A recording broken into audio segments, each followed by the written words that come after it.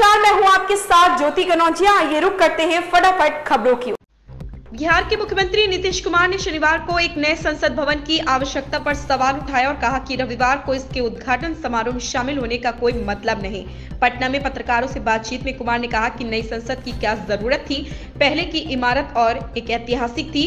उन्होंने तंज कसते हुए कहा कि मैंने बार बार कहा है कि सत्ता में बैठे लोग इस देश के इतिहास को बदल देंगे। नीतीश ने साफ तौर पर कहा कि आज नीति आयोग की बैठक और कल नए संसद भवन के उद्घाटन में शामिल होने का कोई मतलब नहीं है। नए संसद भवन के उद्घाटन को लेकर राजनीतिक तकरार जारी है। 21 विपक्षी दलों ने इसका विरोध किया है। उनकी मांग है कि नए संसद भवन का उद्घाटन राष्ट्रपति द्रौपदी मुर्मू के द्वारा किया जाना चाहिए। वहीं खबर यह भी है कि नए संसद भवन के उद्घाटन के संबंध में राष्ट्रपति द्रौपदी मुर्मू की जाति का हवाला देते हुए भड़काऊ बयान देने के लिए दिल्ली के सीएम अरविंद केजरीवाल, कांग्रेस अध्यक्ष मल्लिकार्जुन खड़गे और अन्य राजनीतिक नेताओं के खिलाफ शिकायत दर्ज की गई है।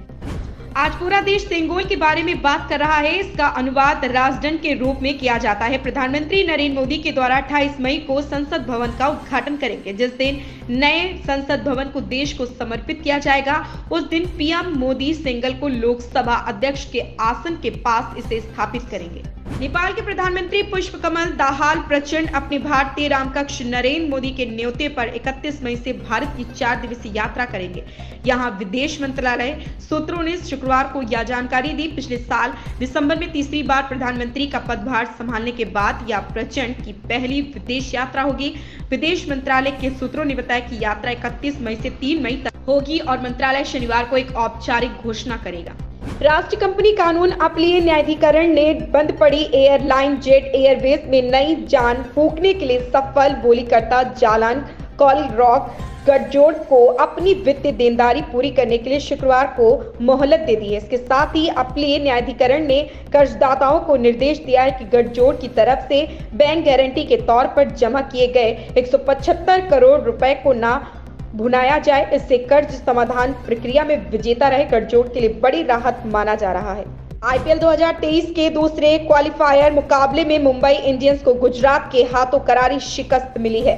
पहले बल्लेबाजी करते हुए गुजरात टाइटंस ने मुंबई को जीत के लिए 234 रनों का लक्ष्य दिया था, लेकिन मुंबई की टीम 171 रन बनाकर ही ऑल आउट हो गई। मुंबई के लिए बड़ा झटका यह भी था कि ईशान किशन साथी खिलाड़ी क्रिस जॉर्डन से टकराने के बाद चोटिल हो गए थे, इसलिए वह बल्लेबाजी करने भी नहीं आए। आज का मुकाबला जीतने के बाद गुजरात टाइटंस लगातार दूसरे साल फाइनल में पहुंची है।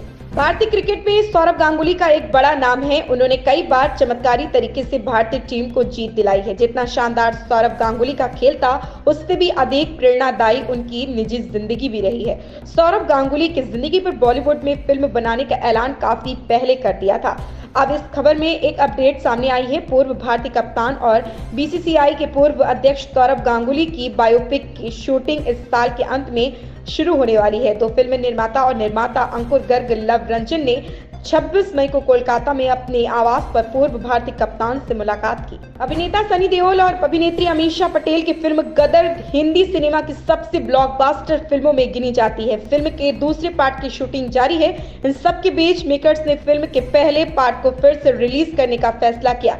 22 साल के अंतराल के बाद गदर एक बार फिर से सिल्वर स्क्रीन पर रिलीज होने जा रही। दिल्ली उच्च न्यायालय ने वोडाफोन की 2 कंपनियों पर 1050 करोड़ रुपए का जुर्माना लगाने के दूरसंचार नियामक ट्राई के फैसले में दखल देने से इनकार कर दिया। भारतीय दूरसंचार विनियामक प्राधिकरण ने वोडाफोन के इन दोनों इकाइयों पर रिलायंस जियो इंफोकॉम को इंटर कनेक्टिविटी सुविधा देने से कथित तौर पर मना करने पर या जुर्माना लगाने की सिफारिश की थी। वोडाफोन और जियो के बीच हुए इंटर कनेक्टिविटी समझौते के तहत यह सुविधा दी जानी थी। वोडाफोन की तरफ से 21 अक्टूबर 2016 को जारी इस निर्देश को उच्च न्यायालय में चुनौती दी गई थी। इलेक्ट्रॉनिक एवं सूचना प्रौद्योगिकी राज्य मंत्री राजीव चंद्रशेखर ने शुक्रवार को कहा कि सरकार डिजिटल जगत में सक्रिय मंचों को उपभोक्ताओं के प्रति जवाबदेह बनाने के साथ सुरक्षित इंटरनेट के उनके अधिकार पर किसी भी तरह की चोट की मंजूरी नहीं देगी।